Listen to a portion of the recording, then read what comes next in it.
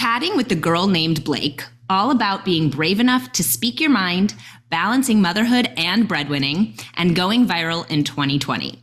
All this and more on today's episode of the Classically Abby podcast.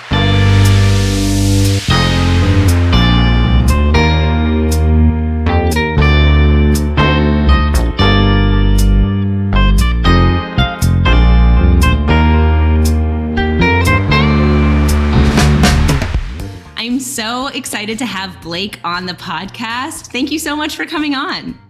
Oh, I'm so excited to chat again. Yeah, I was on your podcast, so thank you so much for having me. Yeah, I'm pumped about it. Yeah, so I want to start with asking you, how did you go viral back in 2020? And tell us a little bit about your mission, because you are such just an outspoken woman, and it's so amazing to see. So I'd really love to hear kind of what gets you up in the morning, what you want to talk about, and how it kind of attracted people to your Instagram, to your platform. Yeah. So I started in 2018, like with a podcast and being on Instagram, and was mostly talking about things like mental health and motherhood and hustle culture and work and all of that kind of stuff. 2020 hits, which we all know was just freaking insane. It was like such a microcosm of a year. And the world shuts down early March.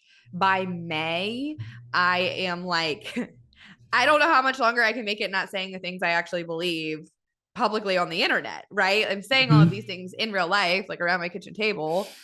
Things like, from the get, I was like, masks are a sham. They don't work against COVID. Like, this is like BS. Like, you don't need to stay in your house. You need to get out in sunlight, like that, all of those things. And I don't say that to be like, I knew before everybody else. I grew up in a medical family. Like, I was just like, the box says that was the first time I went viral, was when I got on the internet and was like, hey guys, the box says it doesn't protect against COVID.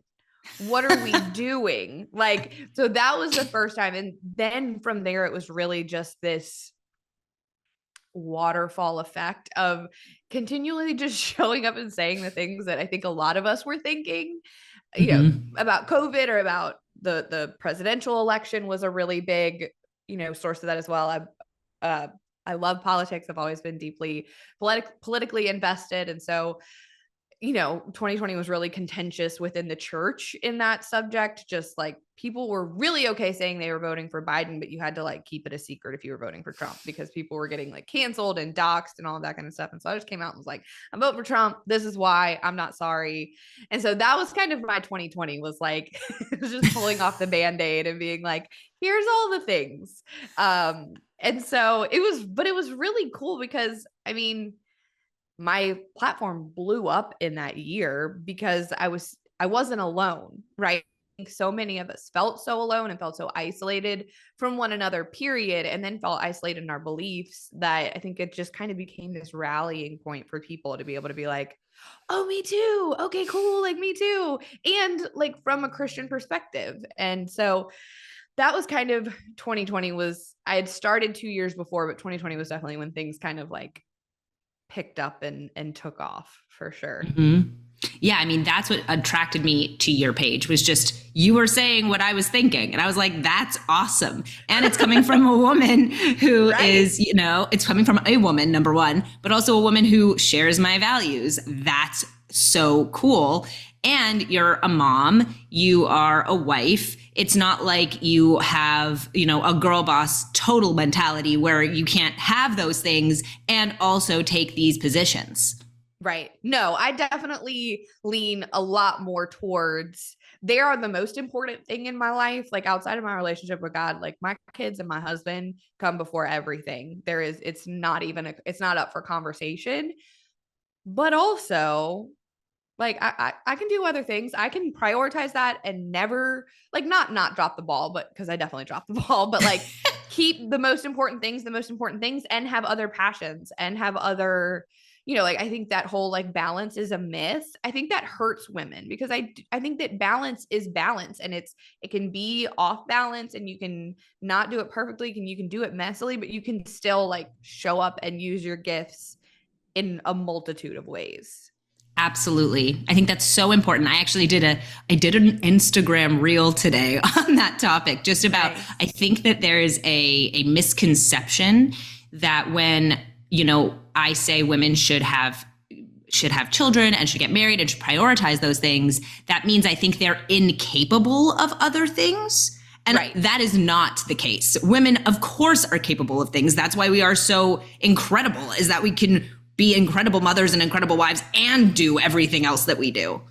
Well, and you and I wouldn't be talking if that's what you believed. Like, you Exactly. wouldn't have a podcast. You wouldn't have like a platform. You would be a wife and a mom, and there's nothing wrong with that. Like, that's such a beautiful calling. And I don't think that everybody, I think everybody in the body has different gifts, and they're not all things that need to be stretched and flexed on the internet.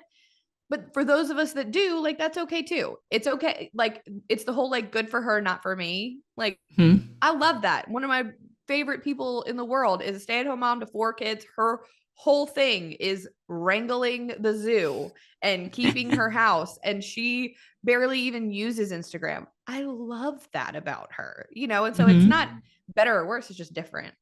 Yes, absolutely.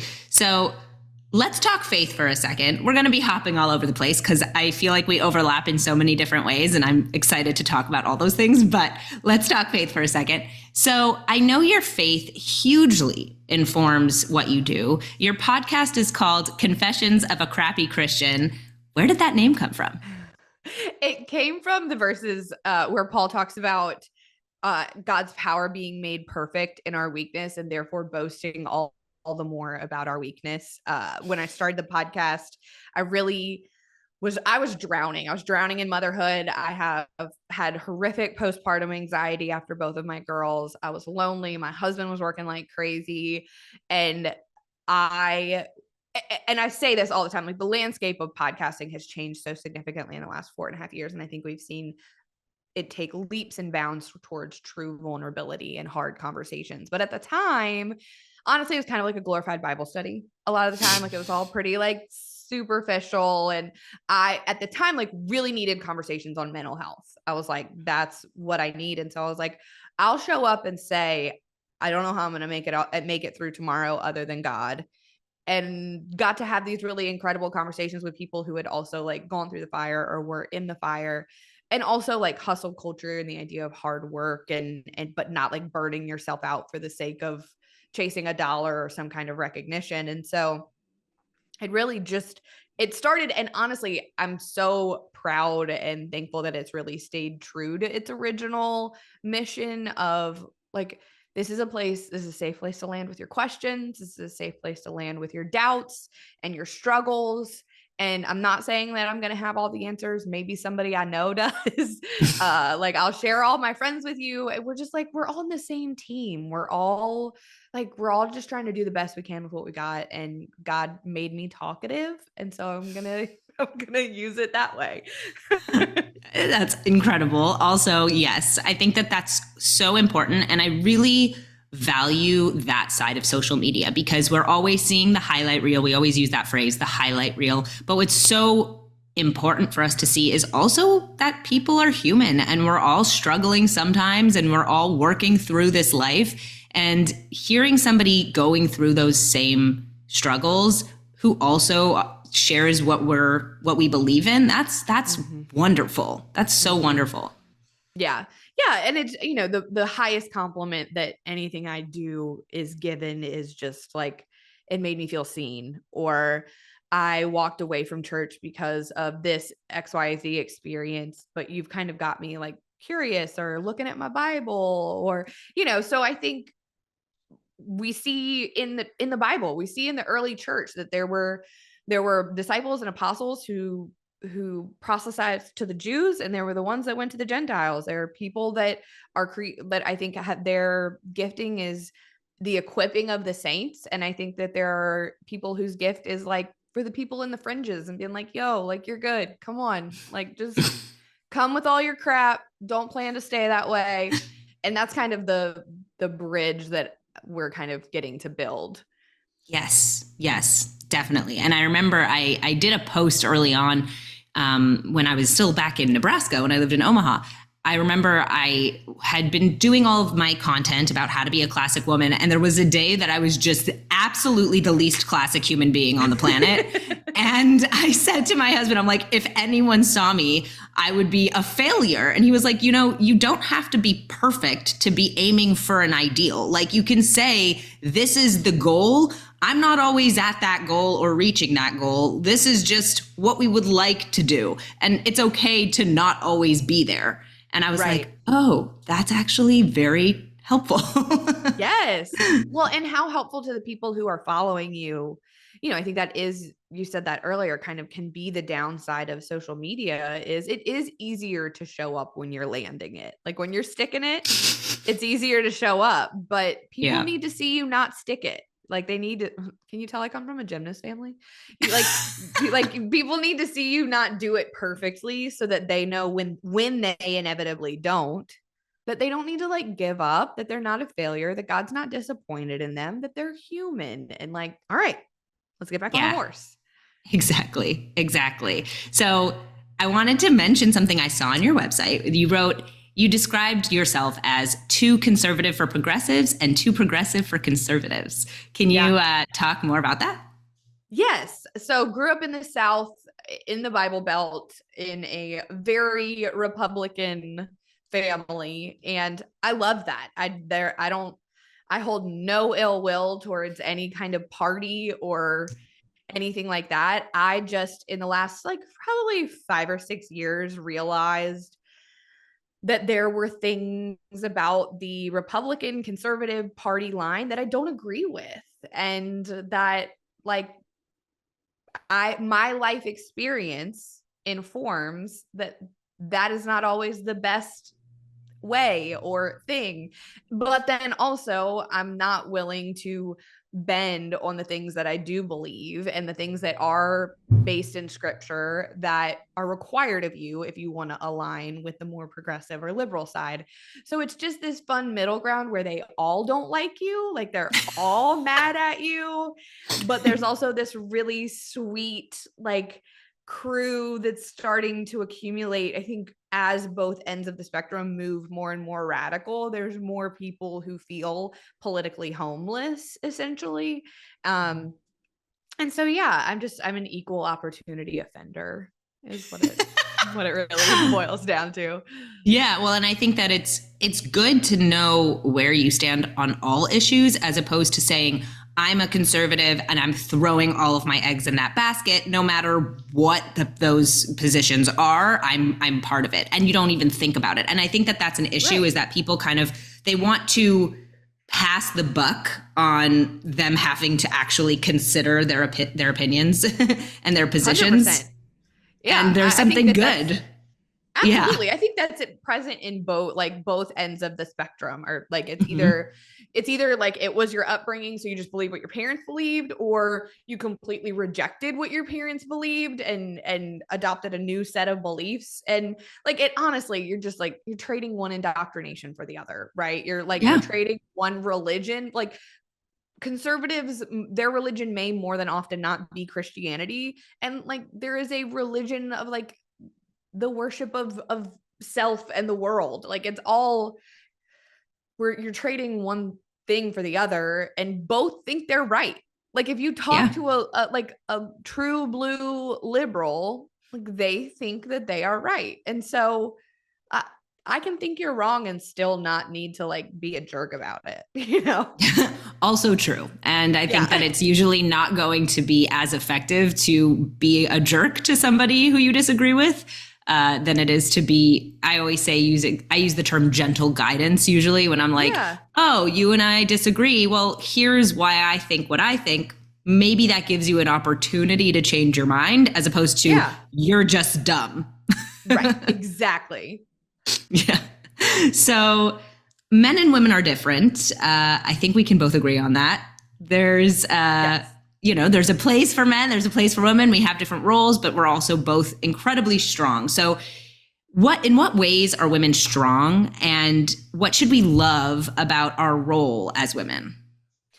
So my favorite thing to say about this subject is if you've ever seen My Big Fat Greek Wedding, where the mother gives the advice of like the man is the head, but the woman is the neck. Like she turns the head from side to side. I actually did an episode on my podcast this week when we're recording about women and women in the church and how our obsession with what we can or cannot do by biblical standards, because we're so focused on that, we're missing the opportunity to do all of these really incredible, impactful things that scripture like lays out for us and that God has put before us, you know? And so I do hold like the relatively traditional conservative belief that I don't think that women should be in authority over men or in teaching positions over men. But that doesn't mean that I don't think that women should have a seat at the table, that their voices should be heard in decisions administratively, ministry, like throughout the church and throughout, like copy and paste that over to your home, right? Like at the end of the day, my husband is the head of our household and he is the leader, and I am going to submit to him. But he also listens to what I have to say and he values my opinion. And he knows that, like, I fully believe women have more discernment than men. Like I'll hot take say that, you know, and I think he sees that and knows that and listens to that. He's learned from experience that like that mom gut, which is actually the Holy Spirit, counts for something. And so I think it's just a matter of, like, I don't want to be a man. I don't want that responsibility. I'm not created that way. So I'm going to like fully step into what God created women for a purpose. And it is a powerful, impactful, world changing purpose. I'm going to focus on that versus like what I can't do or can't be. I love it. And I think what you were talking about that you talked about on your podcast, I find this issue in the Jewish community as well. And it's often very, very potent in the Jewish community where women are like, why can't we do A, B, C, D, E? Because there are like a whole list of things that men have commandments to do that women don't. Now, there's kind of a misconception that women are not allowed to do those things because we're lesser than, but it's actually that men have to do those things because they are not as holy and close to God. So they have to do these actions that bring them closer to God because women are naturally closer to God. So women don't need to do them. It's not that we don't get to do them. It's that we don't have to. And I always loved that because it's like, we have a different connection to God through just, this is an idea that I really love is we have an understanding of God that men don't because we do the act of creation by growing children and raising them. So that brings us closer to God just innately. And men don't have that same luxury. So they have to go to synagogue 3 times a day and they have to like do the Torah reading and they have to do a lot more than we do. It's just an interesting concept. It is. Well, and I think simultaneously, like there are characteristics of God that are more present in men as like leadership and decision making and like essentially when I read how God laid out that relationship in scripture, like men stand in front of women, right? Like they stand in front of women to allow us like in a protective way, not in a, like, I'm casting my shadow or you're beneath me. It's like, no, it's their responsibility to protect us, to love us the way that Christ loved the church, which is a massive responsibility because he, in the end laid down his life to allow women to do like you're saying, to be more connected to the Holy Spirit and have that discernment and like hear those things from him. And so I think like we both serve these really holy, incredible purposes. And I think it would be easier to walk in them if we would stop focusing on like what the other person is doing or not doing. Yes. Yeah. I think that's exactly right. So I believe, correct me if I'm wrong, but I believe you're the primary breadwinner through your content. So how do you balance all of your responsibilities? We kind of touched on this a little bit, how prioritization and all of that, but how do you actually, in practical terms, balance your responsibilities as a wife and a mom and a content creator? And this is kind of like a bonus part of this, but how does that affect your relationship with your husband? I'm just curious. Because Yeah. that's, you know, It is. I Yeah, think an interesting absolutely. point. So as far as like balancing it, I worked really, really hard for a couple of years, like maybe too hard. Like I went real hard for the first 3-ish years. And I don't have any regrets. I think I had like the stamina and my kids were in school. And so I really like, and also I just I don't know how to do things halfway. And so I just like really went at it. And so I have had the essentially like luxury of the last year, 18 months of kind of getting to experience the harvest of what I had sown. But even still, like, I mean, and so I am the primary breadwinner. My husband actually just started his own like entrepreneurial journey a couple of weeks ago. So our family dynamic is shifting, which is really cool and really exciting. But in that there's always that like weird limbo transition period where right now like I am the primary breadwinner and also like he's working out of the home, so I'm taking on more like home and motherhood duties. And it's so funny that you asked this question because I was literally just talking to him about this earlier in the week. Like I had to draw some really hard and fast boundaries that require a lot of self-control. Like I log in and I log out. And yeah, like maybe outside of those hours, I think of something and I want to post it and I can get on my stories and put it up really quick or run to my computer and like write an email. But by and large, like I've been like logging in at 9 and logging out at 4 and like working it, like treating it like it's a job. And that has been how I've been able to find balance is like, even when it would be easier to like zone out and scroll through Instagram and answer DMs, like I want to be intentional and I want to be present. And so it's just like, the prioritization and boundaries, like, and taking your thoughts captive and all of that kind of stuff, just being able to be like, what is my identity in? My identity is in what God says about me. So I don't need social media to affirm that. I also don't need my children to affirm that. So like, I'm gonna treat that. I want to store this responsibly, I guess is what I'm saying. And I've had seasons where I didn't do that. And like, all those studies that tell you that social media is really bad for your mental health, like that data comes from somewhere, right? Like, so I've experienced that side of it as well. And I don't want to be there. I don't want to be like being beaten up in my brain by the internet all day. And then I have nothing to give the people that mean the most to me in the end. Yeah. So I yeah, think that's kind that's of, totally right. yeah, like Just it's a drawing balance. boundaries and yeah. And I know that for me, social media, you know, the number of times I have said like, I need to be better with my phone. And then I'm home alone all day and I don't have a lot of people around me. So I'm like, I have my baby. So I'm like, okay, well, I guess I can hop on here for a minute. Well, why do I have to? So I think treating it with, you know, I think the truth is, even outside of work, drawing boundaries with your phone is important because I think, let's say you say, okay, I'm going to use it 9 to 4 or 5 in the afternoon and then I'm done. And the phone is going away. Like it doesn't have to just be about work. It can be about being online.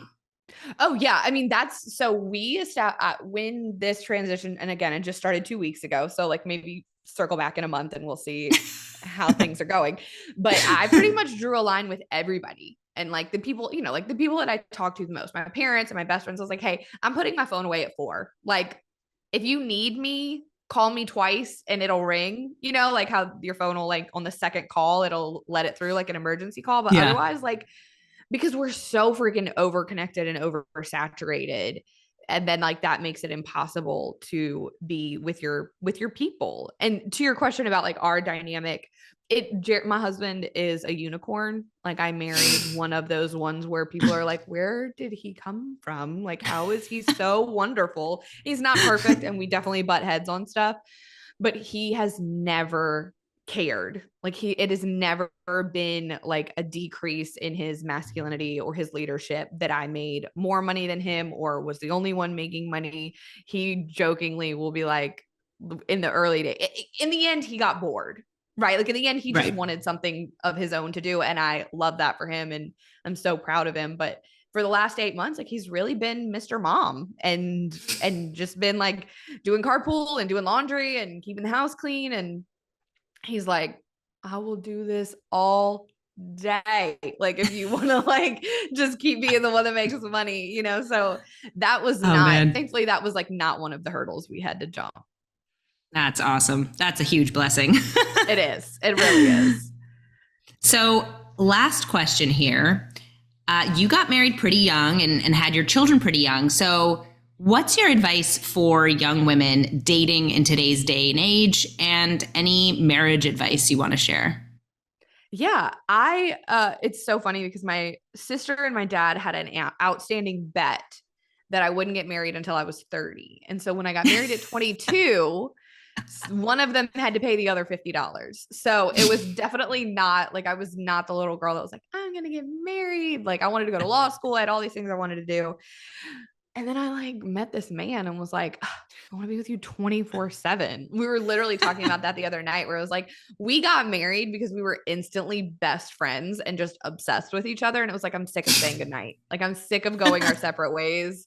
Well, and like, I wanted to have sex with him. Like, Yeah. obviously, Yes. you know, and like, course. we're better together. Like, we're better together than we were apart. And I think, I think this can be very dependent on like where you grew up, right? Because I grew up in a place where girls got engaged their senior year and then got married that summer, right? Like that was the like running thing. And I don't think there's anything wrong with that. I essentially followed that path. I think it's just like releasing that. The best advice I ever got was like, run your race.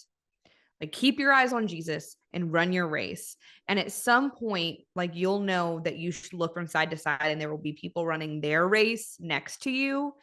Like, those are the people that you want to like consider dating or doing life with. Like, and I think, you know, that's a whole podcast episode probably of how much the church hasn't done a great job. Like, the church has strangely prioritized that. Like, I have no regrets over getting married young. I think I was supposed to get married young because I think I would have been wild if I hadn't. I think I think I would have some not great stories probably if I hadn't got married as young as I did. But I don't think that that's everybody's experience and everybody's story. And I think like, run your race, do the next right thing, like keep your eyes on Jesus and what he has next for you. And if that's something that enters your orbit, that's awesome. You know, like that's great.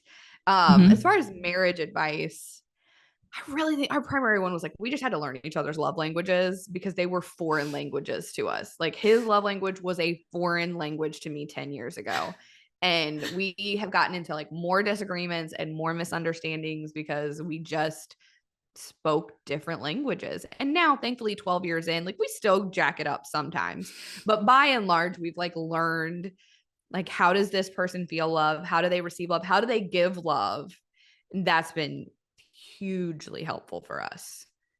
Yeah, I think, I know that for me and my husband, we constantly have the conversation about love languages. And the problem is we both speak multiple, like very strongly. So we'll be like, that wasn't what I was looking for at this moment. Good try, but like not relevant now. Yeah. Didn't land it. Didn't land it. Didn't stick it, as you would say. Yes, exactly. So now we're going to move on to today's faith talk. So this week's Torah portion is Mishpatim, which means ordinances. And here's the summary of this week's Parsha from Chabad's website. Following the revelation at Sinai, God legislates a series of laws for the people of Israel. These include the laws of the indentured servant, the penalties for murder, kidnapping, assault, and theft, civil laws pertaining to redress of damages, the granting of loans, and the responsibilities of the four guardians, and the rules governing the conduct of justice by courts of law. There's a lot of other laws that I'm actually not going to read because there's just a lot of them. This is not my favorite Torah portion, to be honest, just because it is mostly laws. But then we get into God promising to bring the people of Israel to the Holy Land, and he warns them against assuming the pagan ways of its current inhabitants. The people of Israel proclaim, "We will do and we will hear all that God commands us." Leaving Aaron and Hur in charge in the Israelite camp, Moses ascends Mount Sinai and remains there for 40 days and 40 nights to receive the Torah from God. So what we're going to talk about today is this very important phrase, "We will do and we will hear all that God commands us." This is something we talk about a lot in the Jewish faith, we've heard this. I heard this phrase growing up like all day long. Every day of my life, I heard it. And it seems crazy because you kind of sound like it's backwards. We will do and we will hear. Shouldn't it be we will hear and we will do? Like we will hear the commandments and then we will do them. We are often taught in Jewish day school that it's a huge lesson in faith for us, that the Jews accepted God's word without even knowing what it would be, in a sense, and that we were willing to go forth and trust in him, even if we didn't understand it. And I do love that lesson, and it's what I grew up on, but I have another interpretation. So nishma, which is the Hebrew word for we will hear, also has a different definition, which is we will understand. So the idea is when the Jews say we will do and we will understand, they are sharing a deep insight into practice.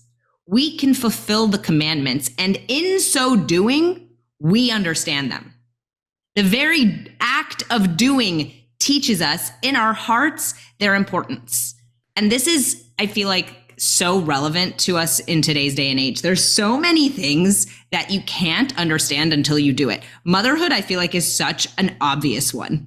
And I mean, I'd love to hear your thoughts on this, but I've been thinking about this lately, is this idea that there is no way to describe to someone, if someone had tried to describe to me, and people did, what motherhood would be like and why it was so, amazing, I would not be able to comprehend it. Until I did it, I was not able to comprehend it. You know what I mean? Oh, 100%. I was just thinking about that the other day because I'm kind of coming out of the motherhood woods a little bit, of those like little years. Like my kids can wipe their own butts and like get their own snacks and get their own water and kind of like put themselves to bed, wash their hair, like that kind of stuff. And so I'm seeing like, oh, wow, like you really do come out of the woods and you gain a little bit of yourself back and your independence back and those kinds of things. And then I was sitting there thinking, oh yeah, people tried to tell me that.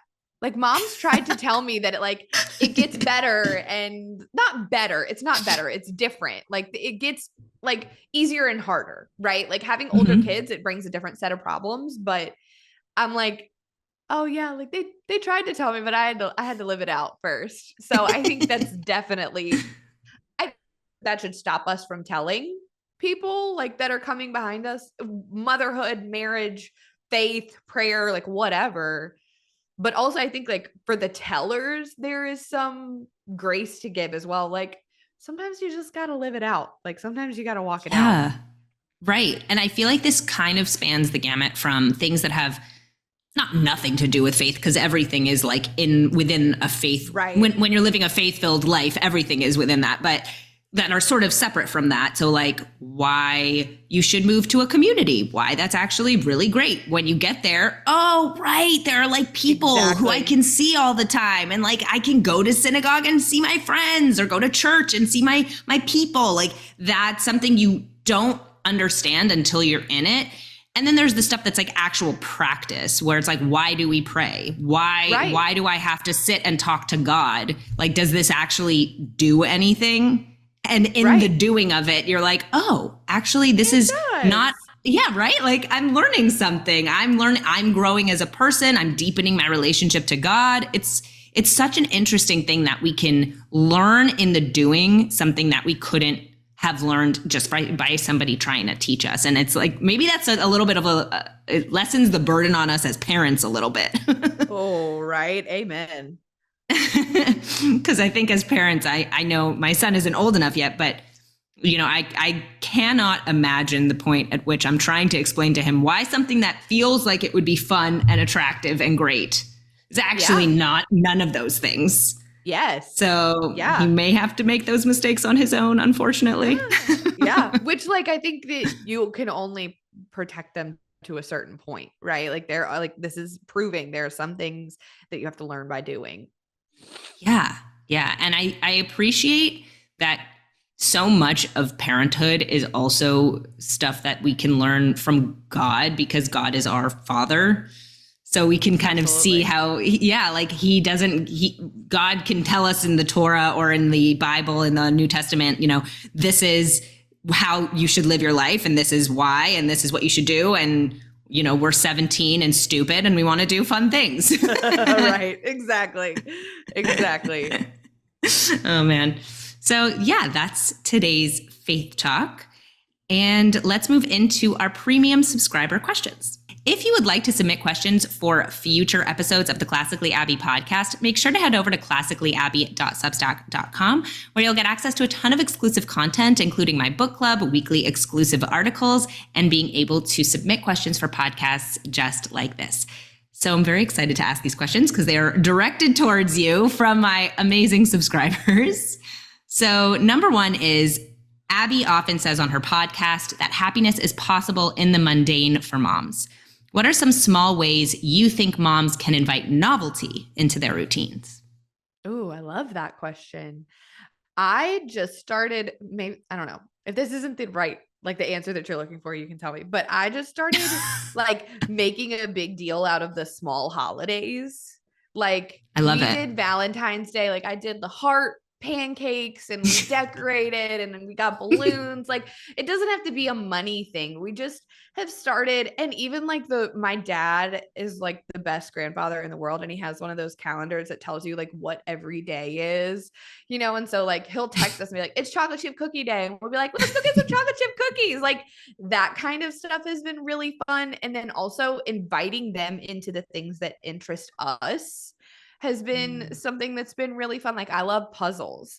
And so the girls will sit with me and like help me like find the edges, or like we'll bake together, or my oldest and I have started running together, like inviting them into the things that you kind of, I think it would be natural to be like, this is mine.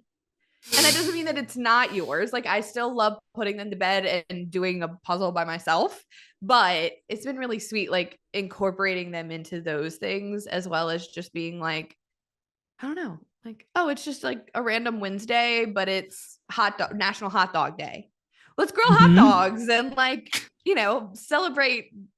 Just like making life a celebration, I guess, has been really fun.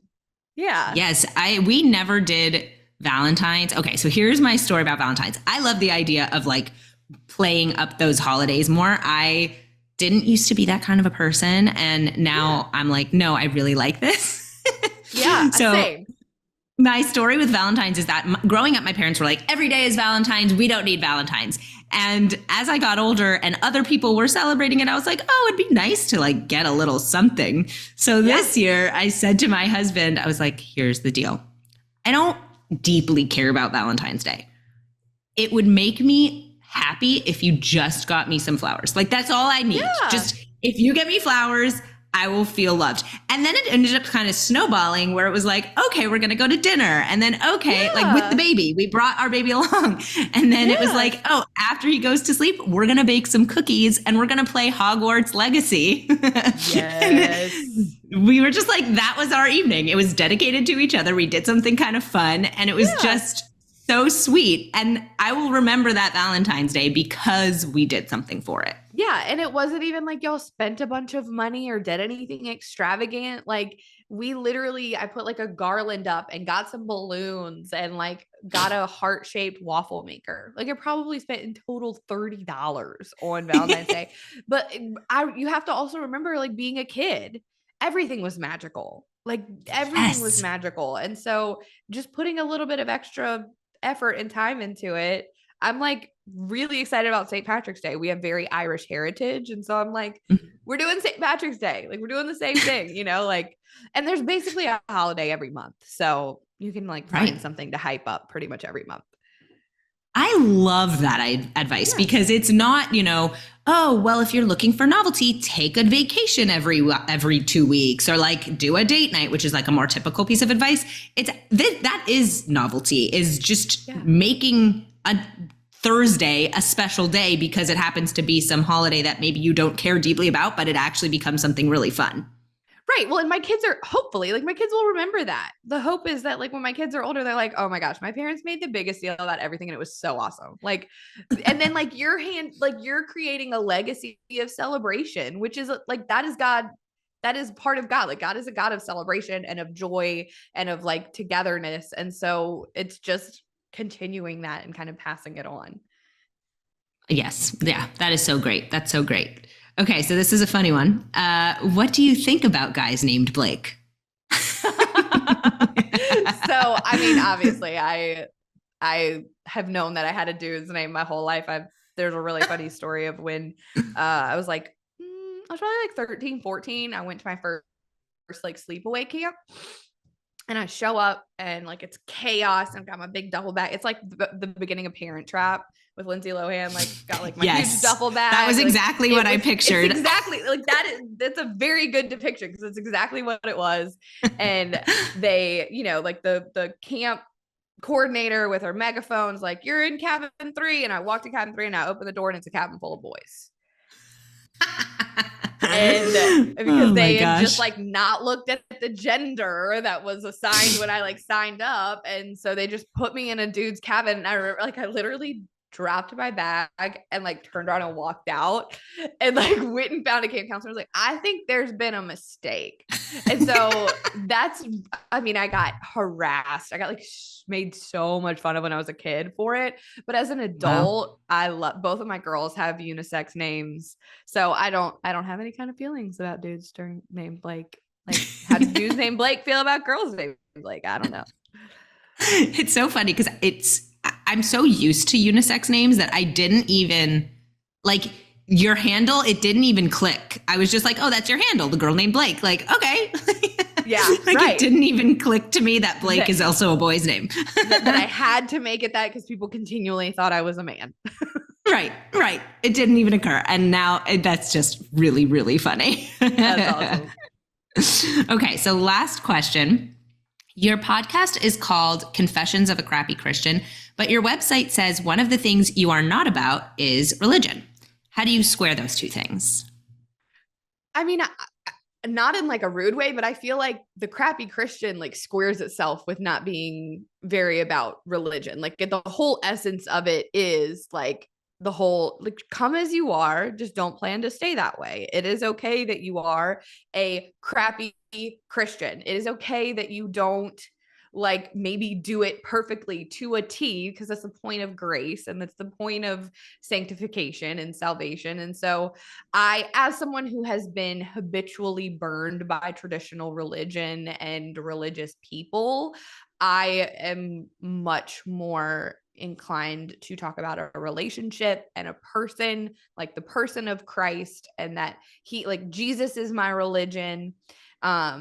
And that's just my experience. I also do life really closely with people who have a really beautiful, strong relationship with religion. So like, I'm never like, ugh, religion is dumb. Like, that is not the take at all. Right. It's just like, I think that we were all created really differently with different experiences, and that there's something there for all of us. Like, it's just going to look a little different.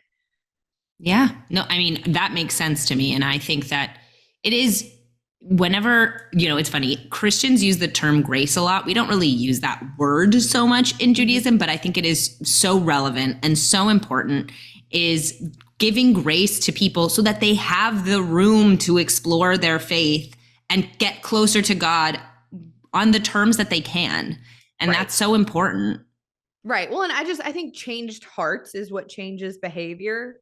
And, it can be really difficult. Like, if you have lived a life apart from God and a life of sin, it can be extremely difficult to step straight into religion and not feel like you don't belong and you have nothing to offer. Like, sometimes we just need to like tiptoe into it a little bit. We need to take baby steps. And so I think that's available to us as well.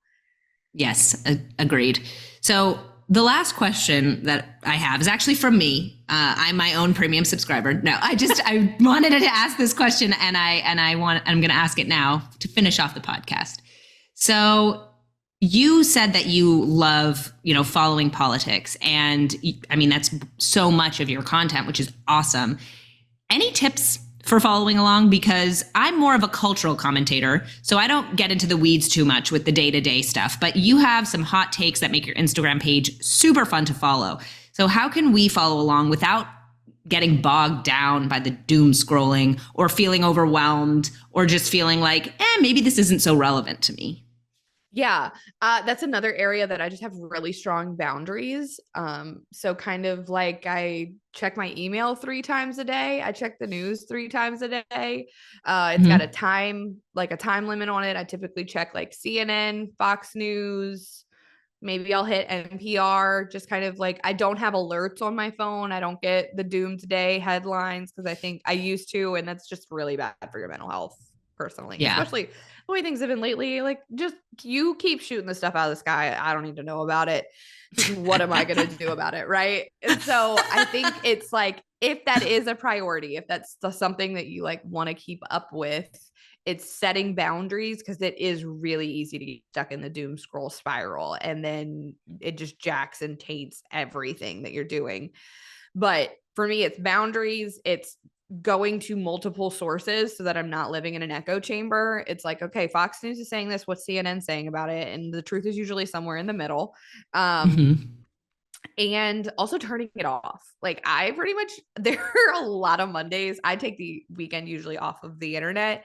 And there are a lot of Mondays that I come back and I'm like, oh my gosh, like what in the, how do I even catch up? And I just had to like get to a point where I'm okay with that. Like, it's going to hit the fan. You know, I'm like, if somebody drops a nuclear bomb on America, like somebody will call me and let me know if it's on the weekend. You know what I mean? Like, call and let me know. I don't need to like be the first one to know. And so it can be really tricky to navigate. And I think a lot of people who have been really invested in it, especially since 2020, are kind of tapering off a little bit. Like, I'm having a lot of really interesting conversations with fellow commentators that are like, I'm tired. Like, I need a break from this administration, from like the world. I think that's totally fine too.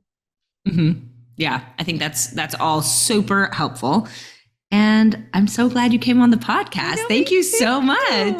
This was so awesome. Make sure, yeah, it was wonderful to have you. So let's make sure everyone knows where to follow you. I want to make sure everyone is, getting your content. So where can we find you? I mostly hang out on Instagram, the girl named Blake. My website is thegirlnamedblake.com, and you can find everything from like links to the podcast to courses and coaching and everything in between there. Awesome. And the Crappy Christian podcast, we can listen to you there. Yes. Yep. So thank you again for coming on. And if you aren't already following or subscribed, make sure to subscribe wherever you listen to podcasts, Spotify, Apple Podcasts, anywhere you'd like. And make sure to leave a review on Apple Podcasts. That would really help me out. Thank you guys so much for listening, and I'll see you guys in my next episode. Bye.